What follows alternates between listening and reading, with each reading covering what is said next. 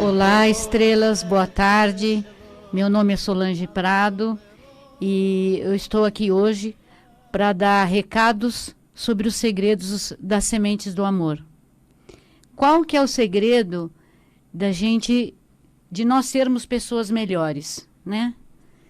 Como eu sempre digo, nós somos seres em evolução, né? Eu não sou evoluída, eu estou em evolução. Então, qual é o segredo? Ter a delicadeza de mudar o olhar, de entender, de dar foco no que nós precisamos para nós. Aí alguém pergunta, tá, e como é que nós fazemos isso? Então, hoje eu vou contar uma historinha que eu tinha prometido sobre um príncipe, que ele abandonou tudo para seguir um outro caminho, ter um outro olhar. Por que eu vou contar a história desse príncipe? Porque o que nós temos que ter na cabeça é que nós não temos que nos importar com o derretimento econômico, não pode derreter o nosso psicológico, né? A gente tem que sair dessa situação. Então, você só consegue analisar um momento histórico depois que ele passa. Enquanto você está ali, você não consegue analisar e entender tudo o que está acontecendo. E aí a gente sofre. Tem um texto de teatro que o autor diz o seguinte: se o meu eu de hoje encontrasse o meu eu de ontem do passado, ia bater tanto nele. Por quê? Porque depois que passou, fica fácil de você analisar. Mas quando você está ali, no meio do fogo cruzado, você não consegue analisar. E aí vem a Rádio Mundial, com todos os seus comunicadores, cada pessoa lançando uma semente que é para isso brotar dentro de vocês, para que vocês tenham uma vida melhor. Então, a história do príncipe que eu vou contar é um príncipe que tinha tudo. Ele morava num palácio, ele era poupado de tudo. O pai dele poupava ele de tudo. Então, ele tinha as flores no quarto, ele tinha tudo, e o pai dizia assim, não deixe ele ter contato com a morte. Não deixe ele ver que a flor envelhece. Então, os serviçais, quando ficavam doentes, eles eram afastados, para que ele não visse a doença, não visse a morte, não visse o envelhecimento. E ele preservava esse príncipe o tempo todo. Esse príncipe foi passear no meio do povo e na litera, e ele começou a observar que tinha uma pessoa muito velha. Depois ele viu uma pessoa doente sendo amparada e carregada. Então, ele ficou curioso. Ele chegou no palácio com o funcionário dele que cuidava dos cavalos, tinha um funcionário que cuidava dos cavalos, e foi falar com ele. E ele disse assim, o povo tem sofrido muito. O que você viu foi a velhice. O que você viu, que ele também viu uma pessoa passando para ser enterrada, a morte. A morte existe. E o príncipe não conseguia entender, porque ele tinha dentro de si um vazio muito grande. Ele tinha muitos questionamentos. Ele era belo. Ele casou com uma moça linda de 16 anos. E o príncipe também era muito jovem. Ele tinha ali pelos seus 17, 18 anos. E o filho dele tinha acabado de nascer. Então, toda noite ele ia falar com o rapaz que cuidava dos cavalos. E aquilo despertou nele um desejo de entender a razão da vida, o porquê da morte, o porquê da velhice, o porquê da doença. Então, uma noite ele foi até o cocheiro e disse assim, me dá suas roupas. Ele se despediu da esposa, se despediu do filho, foi até o cocheiro e pediu as roupas. E o cocheiro disse: príncipe, o que o senhor vai fazer? Ele disse: eu vou conhecer o mundo, eu vou descobrir o segredo da vida. E naquele momento, ele cortou todo o cabelo. Não sei se vocês sabem, mas o símbolo da realeza, o símbolo dos grandes líderes, príncipes, imperadores, era ter o cabelo muito comprido e bem tratado, que nunca tinha sido cortado. Então, a primeira coisa que ele faz é raspar a cabeça careca, como sinal de desapego. Então, hoje a gente vê, às vezes, o pessoal na rua, né, alguns budistas, e você não entende, mas por que está com a cabeça raspada? Porque é sinal de desapego. E era sinal de nobreza naquela época. Ele não podia sair para andar no meio do povo com o cabelo comprido, porque todo mundo ia saber que ele era um nobre. Então ele se tirou toda a roupa, cortou o cabelo e pegou as roupas do cocheiro e foi embora procurar o segredo da vida. E aí ele passou até por volta de 26 anos, mais ou menos. Ele andava pela rua, ele conversava com as pessoas, ele achou que o segredo da vida era não ter o desejo da comida, então ele emagreceu muito, ele treinou o desapego à comida, à alimentação. Ele ficou muito magro, muito magro. Ele comia 1 grão de arroz por dia. E o tempo passou e ele, uma tarde, se sentou embaixo de uma árvore. Isso foi 6 séculos antes de Cristo. Essa história aconteceu. Ele se sentou embaixo de uma árvore e ficou meditando. E ele ficou meditando muito tempo, muito tempo. E as pessoas começaram a perceber que ele não estava mais no corpo dele, que ele tinha transcendido. Então, o que as pessoas fizeram? De tudo para que ele não fosse incomodado. Só que uma dessas tardes, porque ele ficou dias em estado de pura meditação, começou a chover. Quando começou a chover, apareceu naquele jardim algumas najas. E elas sobem por trás dele e fazem como se fosse um guarda-chuva, para que não chovesse nele e não atrapalhasse a meditação.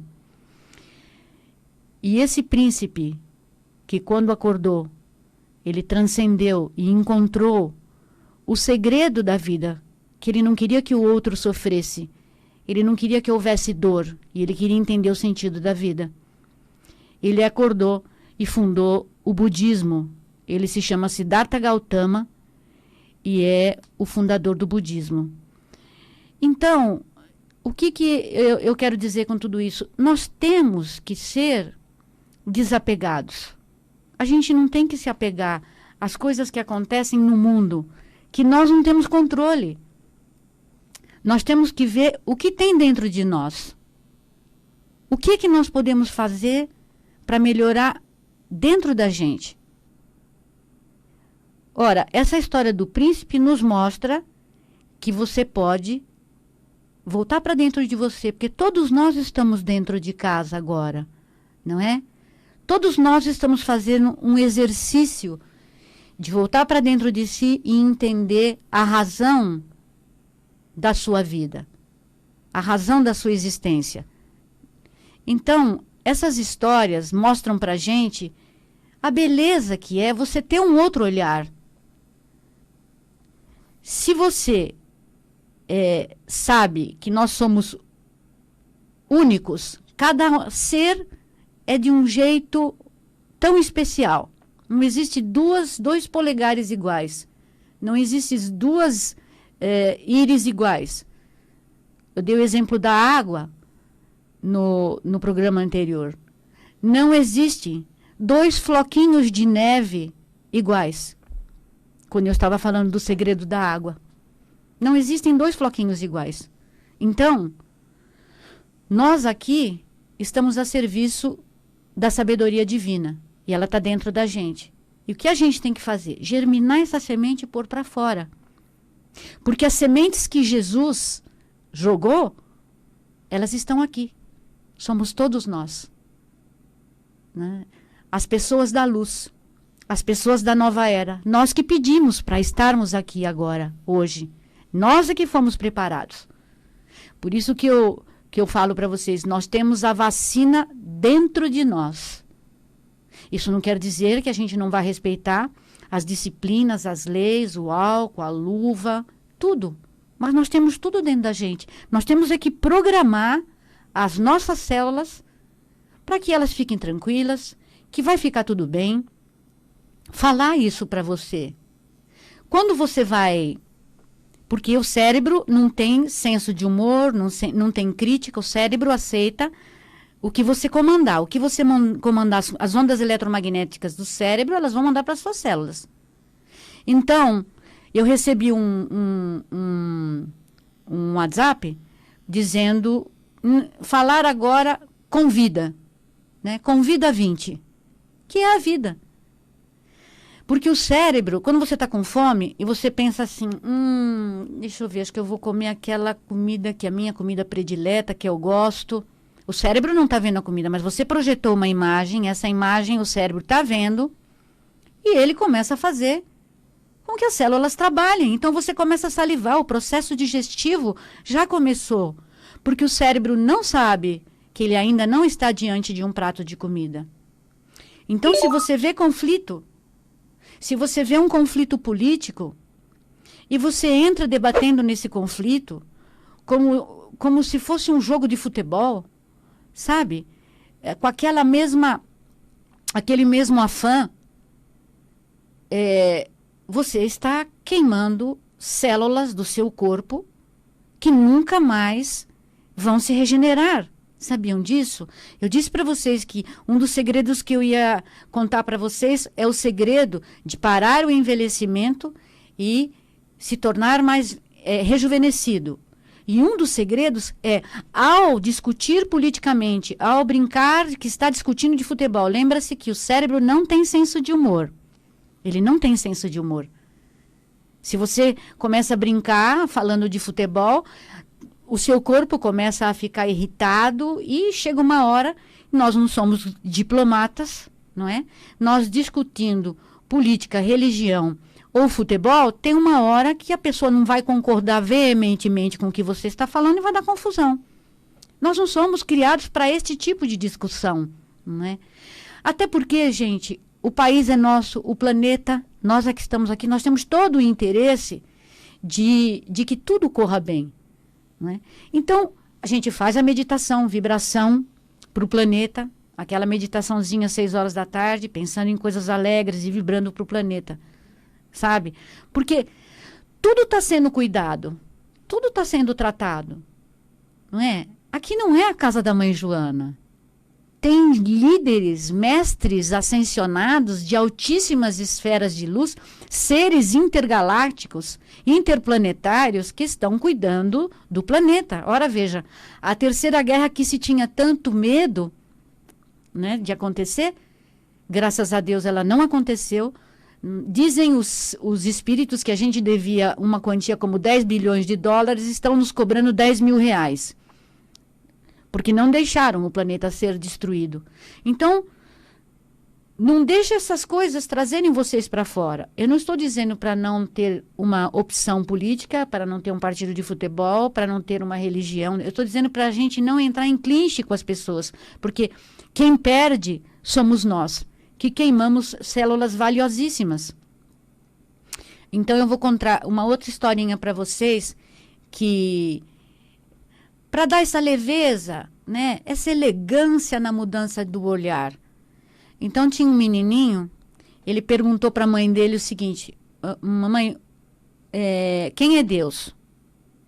Ela disse, é um ser maravilhoso, que nos dá bênçãos todos os dias, mas como é que eu faço para encontrar com ele? Aí a mãe falou, olha, quando você encontra alguém que te deixa alegre, alguém que te dá vontade de rir, você tem vontade de fazer uma refeição com a pessoa, essa pessoa, você sente uma alegria dentro do seu peito. Essa pessoa é Deus. Ele ficou pensando, ele almoçou, ele ficou pensando, ele falou, mamãe, depois do almoço eu vou sair. Onde você vai, meu filho? Eu vou procurar Deus. Aí ele botou 2 lanchinhos na mala, uma água e um suco e saiu para procurar Deus. E a mãe disse para ele, não esqueça que o jantar é servido às 6 horas da tarde. Então, ele foi até uma estação de metrô, andou, procurou, olhava para as pessoas para ver se ele sentia alguma coisa. Aí ele cansou de procurar, ele viu o parque, ele foi brincar um pouco no parque. Depois ele foi descansar no banco do jardim. Quando ele sentou, do jardim do parque, quando ele sentou, tinha uma senhora sem teto do lado. Ele olhou, sorriu, cumprimentou, abriu a mochilinha dele, olhou para ela, deu um sanduichinho para ela, ficou com um.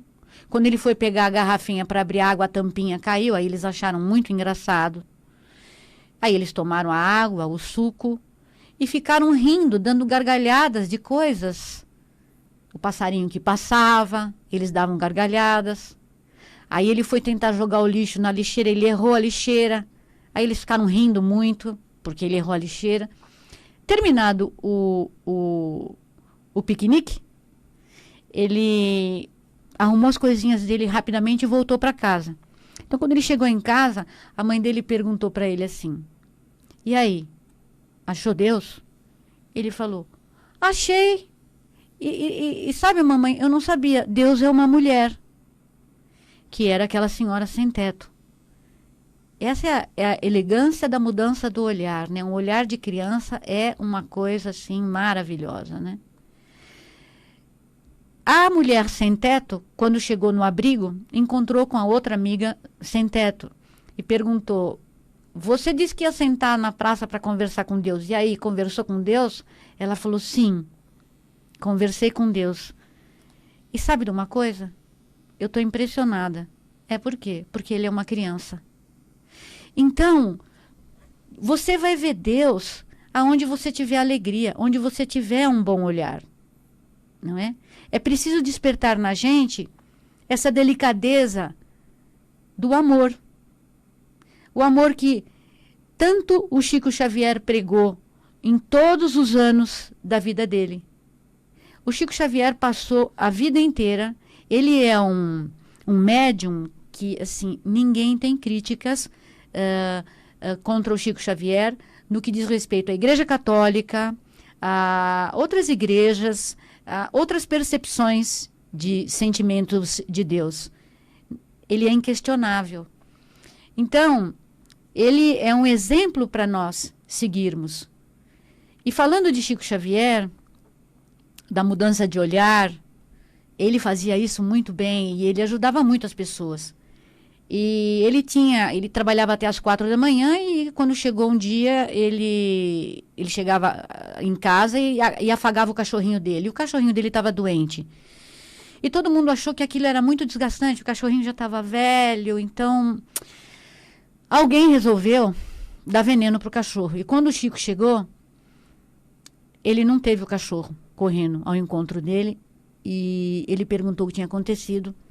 Aí falaram que o cachorro tinha desencarnado e ele ficou muito triste.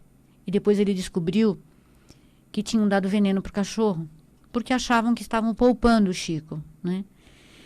E ele ficou muito triste, ficou muito aborrecido. E um dia o Emanuel chegou para ele e falou, Chico, nós estamos com um problema. Qual é? Ele disse, olha, você está com uma mancha em cima do coração. Nós estamos com esse problema. Lembra que a gente conversa sobre a mágoa, né? Nós temos que dissolver a mágoa. Como é que a gente dissolve a mágoa? Com o maior exemplo que Jesus deixou para nós e que a gente viu o Chico Xavier exercitando, com a gratidão. Você, quando faz uma coisa para uma pessoa, você fica tão feliz. Aí, quando a pessoa recebe, algumas vezes a pessoa é tão receptiva, isso acalenta tanto o teu coração, você fica tão feliz que você ganhou 2 vezes. Quando você comprou e ficou feliz e quando você deu aquele presente ou fez aquela ação para a pessoa. Então, o Emanuel disse para ele, olha, você vai ter que ir até essa pessoa, que você sabe, que fez isso com o cachorro, e você vai ter que dar para essa pessoa o que a pessoa mais quer na vida. Você vai ter que realizar o sonho dela. Ele falou, poxa, mas como assim? Chico, é o único jeito. Aí ele foi, perguntou para a pessoa o que a pessoa queria. A pessoa disse que precisava de uma máquina de costura. O Chico foi ver a história da máquina de costura. Ela custava 4 vezes o salário dele. Mas se era a única saída, ele foi lá, comprou em 12 vezes, foi e entregou a máquina para esta mulher. E ela ficou tão grata, mas ela ficou tão grata, tão impressionada com a atitude dele, que do peito dela saiu uma luz, e essa luz foi para o peito do Chico Xavier. E essa luz foi a luz que dissolveu a mancha escura que tinha no peito do Chico Xavier. É a gratidão, é você fazer aquilo que parecia que era impossível. Eu tenho uma outra historinha bem curta para contar para vocês, que o Chico Xavier, então, com essa paixão pelos animais, viu um cachorro luminoso passando e ficou curioso. E o Emmanuel disse, você quer saber por que esse cachorro brilha tanto? Ele, que já estava acostumado a não fazer perguntas, né? Sim. Disse assim, ele desencarnou há 12 anos e o dono não tem um dia que não lembre dele com gratidão, com amor e com saudades. Quem dera nós tivéssemos pessoas, jogado sementes nas pessoas, que um dia essas pessoas se lembrem de vocês, se lembrem de nós todos, com esse sentimento de amor, de saudades e gratidão, porque é isso que vai nos elevar, é isso que nos deixa tão perto de Jesus. Então, essas mensagens de amor que o Chico deixou, elas são a maior luz que nós podemos receber. E é por isso que eu digo, vamos ser generosos com aqueles que ainda não estão no mesmo estágio de evolução que nós estamos. Nós precisamos compreender que todos aqui estão em estágios diferentes. Vamos ser mais esperançosos. Vamos mostrar imagens lindas para o nosso cérebro, para que ele possa produzir no nosso corpo células novas. Porque é hoje que você está produzindo todas as células novas que você vai ter amanhã. E assim, eu termino o programa de hoje pedindo a Deus que nos torne sempre instrumentos da sua luz, da sua paz e da sua sabedoria. Assim seja.